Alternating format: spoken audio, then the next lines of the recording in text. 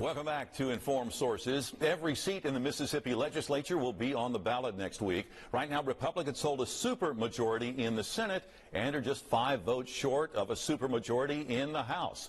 The GOP is expected to hang on to that if recent voting trends continue.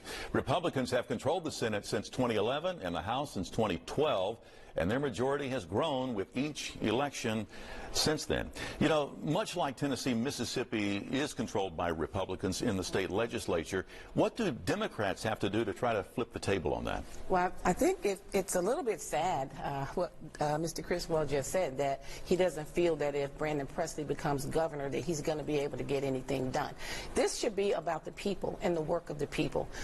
And we shouldn't get bottlenecked up there because of all of the partisan politics and all the things that are going on. But I think he's correct that we are, but it is really sad that we have to deal with that. You know, some of this may be cyclical as well, but why are Republicans in control now, and why have they been in control for the past, 15 or 20 years? Well, because 100-something years before that, the Democrat Party ran Mississippi into the ground.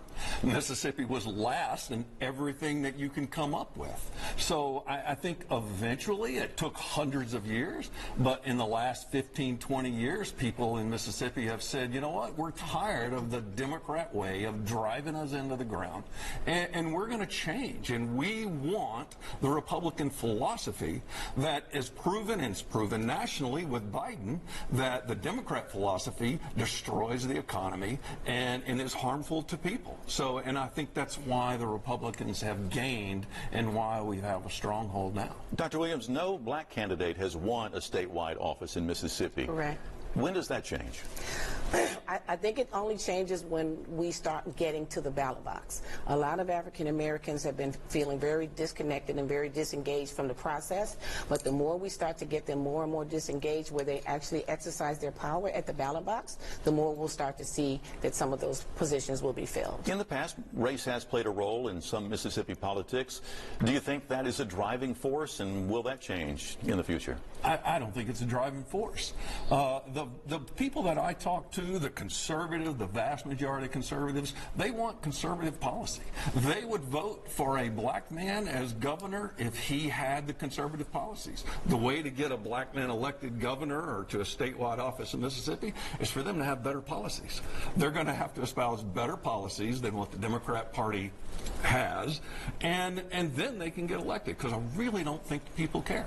I'm trying to understand what you're saying in terms of us not being last, because we're still last. We're still last in health care and education and a lot of different categories. Well, so I don't see that you've come in and made everything better. We're still last. Well, I would so agree. That's on your watch. Well, I would agree. We're not doing great. We're not stellar. But the fact is that we have moved. We're far from stellar. Moved up. I mean, that's only 4 or 5 points, but hey, Arkansas is behind us now. Well, in some of what you're talking about, many times the best and the brightest in Mississippi have decided, I'm going to move somewhere else to do business. What can the state legislature do you think, to keep the best in Mississippi? We need fully funded education. We need them to pay fair wages. We need a minimum wage that's a respectable minimum wage, so that people that are working average jobs every day can feed their family and pay their rent and pay their bills. So we've got to do some things to help the actual working person to survive here in Mississippi. So what's happening is our beautiful, bright talent, they're leaving and they're going to other states because other states are giving better benefit packages and better salary packages. And so if we want to keep our own talent here, we're going to have to become more competitive. And she mentioned wages many times, Representative. I know that Republicans have tried to, or at least talked about, eliminating the state income tax. Is that something that happens in this next legislative session? I know multiple people who move to the Memphis area, and they call me and they say, hey, what is the Mississippi income tax? And when I tell them, they're like, well, I can move 10 miles up and be in Tennessee, and I don't pay that. Now, for somebody that earns $100,000 a year, that's a big chunk of money. And so I know people, and people get out of college, and they're like, I'm not paying this. I'm moving somewhere where I don't have to pay that tax. The state income tax is huge in stopping people and businesses from moving and expanding in Mississippi. If we don't get rid of that, we're always going to be the place that everybody leaves. All right, so let's see.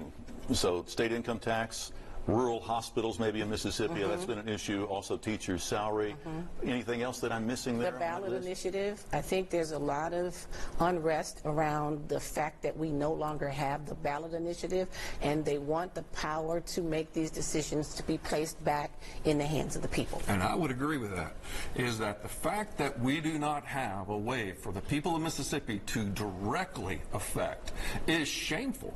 And that is on the Republican leadership, because they're the ones in charge there in the legislature. And it is shameful that we've not re-implemented that and fixed that. And I would agree with you on that. That's got to be fixed, because the people need a direct voice in their government. Absolutely. But I would also say that one of the biggest scams that's going around is Medicaid expansion is going to help the rural hospitals, because it's not.